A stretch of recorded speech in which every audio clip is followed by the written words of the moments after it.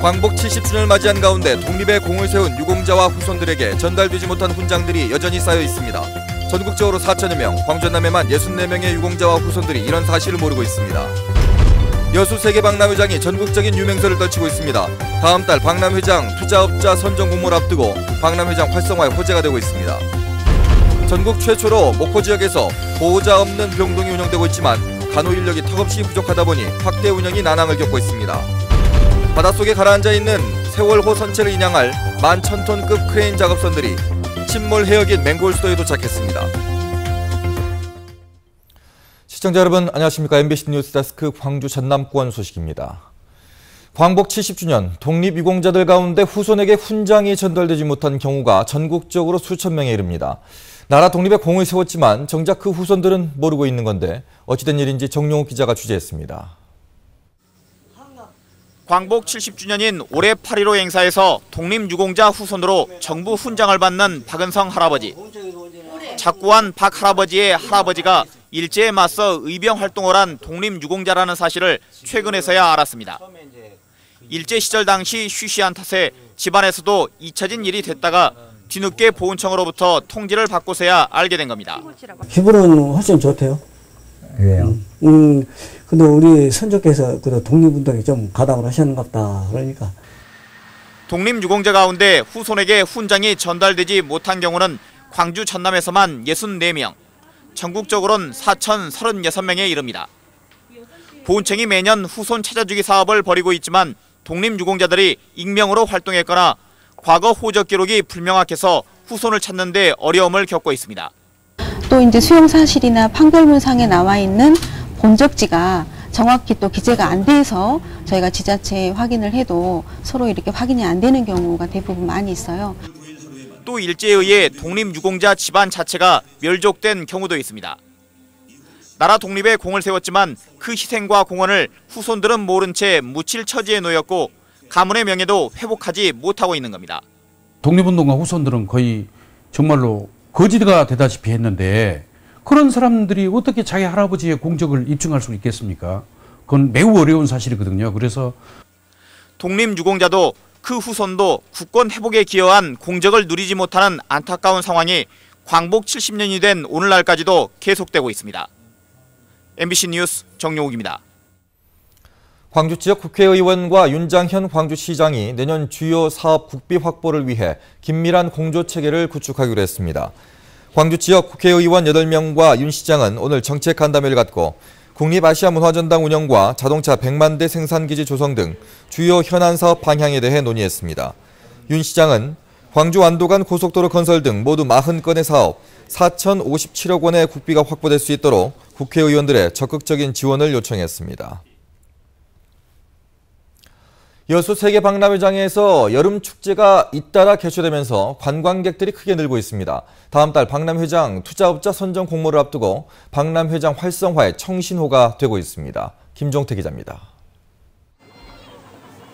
광복절 연휴 마지막 날 여수 세계 박람회장. 박람회장 앞 바다에서 전국 해양 스포츠 대전 핀수영이 한차입니다.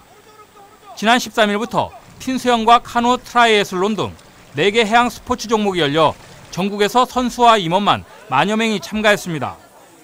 이번 축제는 정식 종목 외에도 바다 수영과 고무보트 등 번외 종목은 물론 참가자들이 함께할 수 있는 다양한 체험 행사도 인기를 모았습니다. 여기에 박람회장 주 무대에서는 청소년들의 끼와 재능을 보여주는 국제 청소년 축제가 함께 열려 흥겨움을 더했습니다. 박람회장에서 다양한 여름 축제가 휴가철과 겹쳐 열리면서 이번 광복절 연휴 동안만 15만 명이 넘는 관광객이 찾았습니다. 그다음에 저희가 지금 20년 결혼 20년 차 됐는데 그 기념으로 아이들을 놓고 저희들끼리만 둘이 같이 왔어요. 근데 뭐 아주 높고 볼거리가 너무 풍성해가지고 아주 기분이 좋습니다. 여수 세계 박람회장은 올해 들어 관광객이 눈에 띄게 늘고 있습니다. 지난 6월까지 120만 명이 방문해 지난해 같은 기간에 비해 30% 늘었습니다.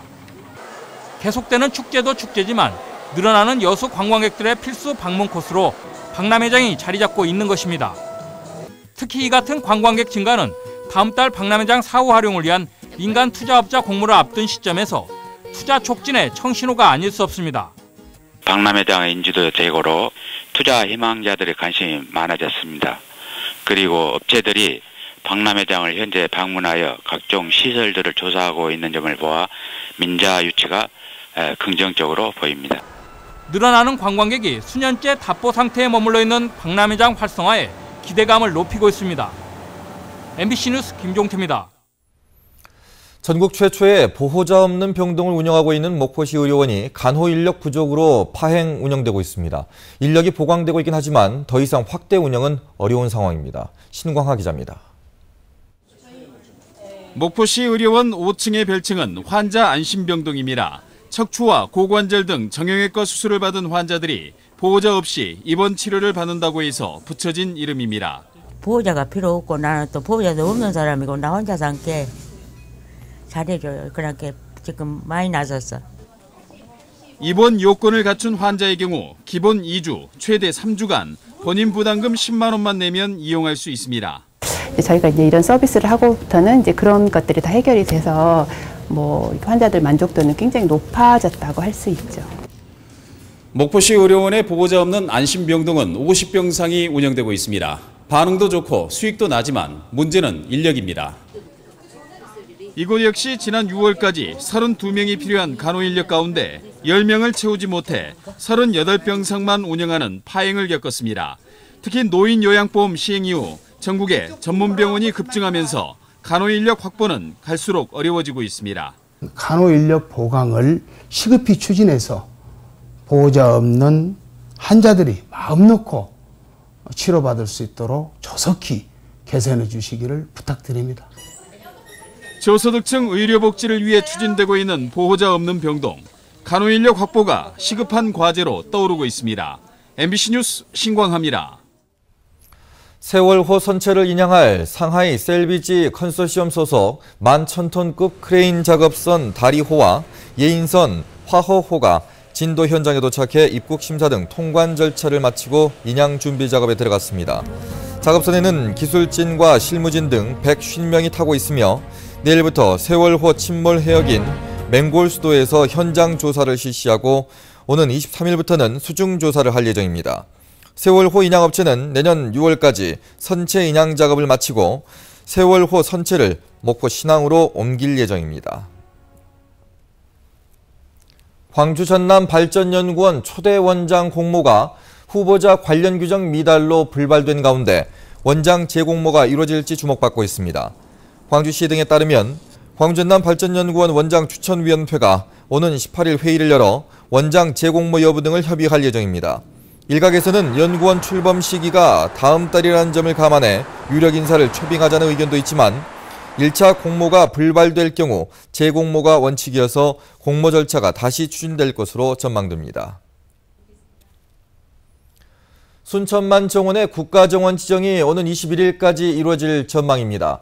순천시는 지난 13일 국가정원 지정을 위한 산림청의 현지 실사가 완료된 데 이어서 2주부터 실사단의 자문회의 결과를 토대로 국가정원 지정에 필요한 내부 확정 절차가 진행된다고 밝혔습니다.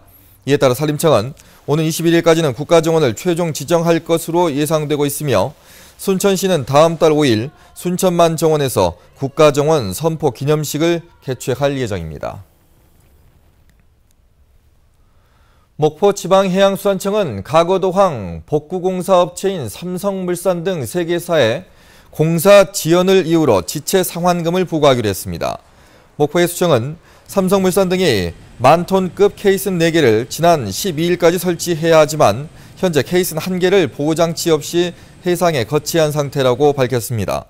삼성물산 등은 지난 1월 2차 공사를 마무리하지 못해 1억 8천만 원의 지체 상환금을 납부한 데 이어서 이번 3차 공사도 완공하지 못해 계약 해지도 가능한 상황에 놓였습니다. 200억 원대 횡령 혐의로 구속 기소된 중흥건설 정원주 사장의 보석 신청이 기각됐습니다. 광주지법 순천지원은 최근 증거인멸 우려 등을 이유로 중흥건설 정원주 사장과 이모 부사장이 낸 보석 신청을 기각했습니다. 한편 중흥건설 비자금 사건과 관련해서 현재 법원에서는 정 사장을 포함한 10여 명의 재판이 진행되고 있습니다. 국내 최고의 온로드 오프로드 모터사이클 대회가 오늘 영암 F1 경주장에서 동시에 열렸습니다. 전남지사배 모터사이클 오프로드 챔피언십에는 전국 30개 팀 150여 명의 선수가 참가해 오프로드 특설 경기장 1.2km의 순환 코스를 돌면서 고공점프 등 화려한 볼거리를 선보였습니다. 또 F1 경기장 상설 서킷에서는 라이딩원이 주최하는 슈퍼바이크 챔피언십이 열려 100여 대의 모터사이클이 5개 클래스에서 스피드를 겨뤘습니다. 남해안의 해파리 출현 횟수가 점차 늘어나고 있습니다. 국립수산과학원에 따르면 독성이 강한 노무라입깃 해파리의 경우 영광 안마도와 고흥 거금도 등 전남 연안에 소량 출현하고 있으며 보름달 물 해파리는 등량만과 완도 약산도 등의 연안에 밀집해서 출현하고 있습니다.